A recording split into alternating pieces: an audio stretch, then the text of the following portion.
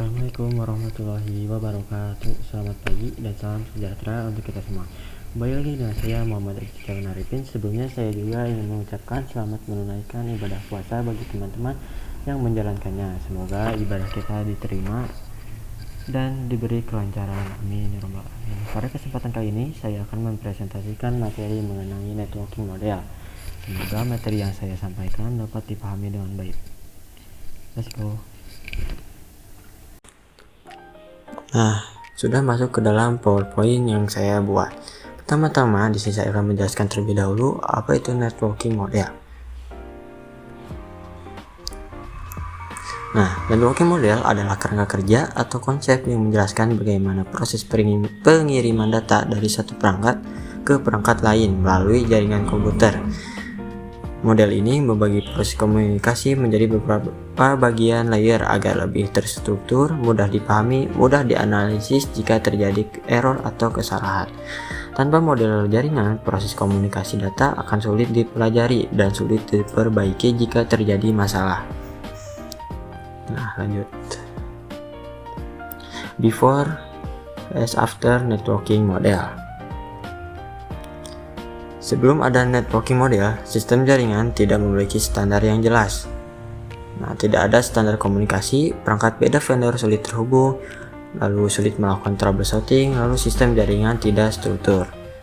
Nah, setelah adanya networking model, proses komunikasi dibagi menjadi beberapa layer. Ada pembagian layer yang jelas, mudah mencari letak kesalahan, lalu perangkat dari vendor berbeda bisa saling komunikasi. Sistem jaringan lebih rapi dan efisien. Selanjutnya, nah di sini ada pengenalan OSI model. OSI model memiliki 7 layer yang menjelaskan proses komunikasi secara detail dari bawah sampai atas. Model ini biasanya digunakan untuk pembelajaran karena penjelasannya sangat lengkap dan sistematis. Nah, di sini ada 7 layer OSI. Pertama, fisikal. Mengirim data dalam bentuk sinyal listrik atau wireless melalui kabel atau udara. Yang kedua, data link. Mengatur pengiriman data dalam satu jaringan menggunakan MAC address. Ketiga, ada network. Mengatur IP address dan menentukan jalur pengiriman data atau routing. Keempat, ada transport. Mengatur kecepatan data dan memastikan data sampai dengan benar dalam kurung TCP atau UDP. Lalu kelima, ada session. Mengatur dan menjaga sisi komunikasi antar perangkat. Yang ke-6 ada presentation, yaitu mengatur format data, enkripsi, dan komprehensif. Lalu terakhir ada application, yaitu berhubungan langsung dengan aplikasi yang digunakan user, seperti browser, email, dan lain-lain. Nah, selanjutnya ada TCP atau IP model.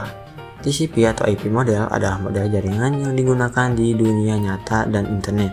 Model ini lebih sederhana dibanding OSI dan memiliki 4 layer saja. Di sini ada contohnya, yaitu network interface, kedua internet, 3 transport, dan 4 application.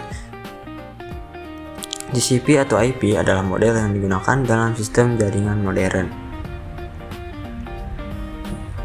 Model ini lebih sederhana karena hanya memiliki 4 layer, tetapi tetap mencakup semua proses komunikasi jaringan. Nah, selanjutnya ada application layer. Application layer adalah layer yang paling atas, berfungsi untuk berhubungan langsung dengan user. Kedua, digunakan untuk akses website, email, dan transfer file.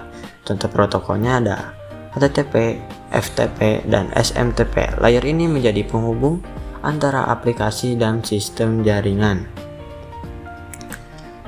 Application layer adalah layer yang paling atas dalam TCP atau IP. Contohnya saat kita membuka website menggunakan HTTP, mengirim email dengan SMTP, atau transfer file menggunakan FTP. Layer ini menjadi penghubung antara aplikasi dan sistem jaringan. Nah, lalu di sini ada transport layer. Transport layer bertugas mengatur proses pengiriman data agar sampai dengan benar. Fungsinya mengatur kecepatan pengiriman. 2. Memastikan data sampai dengan benar. 3. Mengontrol komunikasi antar perangkat.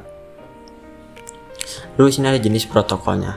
Di sini ada TCP, yaitu data dijamin sampai ada konfirmasi. Lalu UDP, lebih cepat tapi tidak ada konfirmasi. Nah, TCP digunakan untuk browsing dan login, sedangkan UDP digunakan untuk streaming dan game online. Selanjutnya, ada Internet Layer. Internet Layer berfungsi untuk mengatur IP address, menentukan jalur pengiriman data atau routing. Ketiga, mengirim paket data antar jaringan. Layar ini bekerja seperti GPS yang menentukan arah perjalanan data dari satu jaringan ke jaringan lain. Perangkat yang bekerja ini adalah router. Selanjutnya, ada Network Interface Layer. Layer ini adalah gabungan dari data link dan fisikal. Tugasnya mengatur MAC address dan mengirimkan data dalam bentuk sinyal melalui kabel atau wireless. Layer ini adalah bagian yang benar-benar mengirimkan data secara fisik. Nah, di sini ada encapsulation dan decapsulation. Encapsulation adalah proses pembungkusan data dari layer atas ke layer bawah sebelum dikirim. Data akan dibungkus berlapis-lapis sampai akhirnya dikirim sebagai sinyal. Ketika sampai di tujuan, proses tersebut dibalik dan disebut decapsulation. Ibaratnya seperti mengirim paket yang dibungkus sebelum dikirim. Lanjut. Nah, perbedaan OSI dan TCP atau IP. Di sini OSI model itu menggunakan 7 layer dan lebih detail. Nah, OSI model ini cocok digunakan untuk pembelajaran. Nah, di sini TCP atau IP model itu hanya menggunakan 4 layer, lebih sederhana dan digunakan di internet. TCP atau IP adalah penyederhanaan dari OSI. Nah, terakhir ada kesimpulan. Kesimpulan sini, networking model membantu memahami cara kerja jaringan. Kedua, ada 2 model utama, OSI dan TCP/IP. Ketiga, setiap layer memiliki fungsi berbeda. Data dikirim melalui proses encapsulation. Kelima, model ini sangat penting dalam pembelajaran CCNA dan dunia jaringan. Nah, model ini membantu kita memahami bagaimana data dikirim, bagaimana perangkat saling terhubung, dan bagaimana cara menganalisis masalah jaringan. Sekian yang bisa saya sampaikan. Mohon maaf bila ada salah kata. Sekian presentasi dari saya. Terima kasih atas perhatiannya. Wassalamualaikum warahmatullahi wabarakatuh.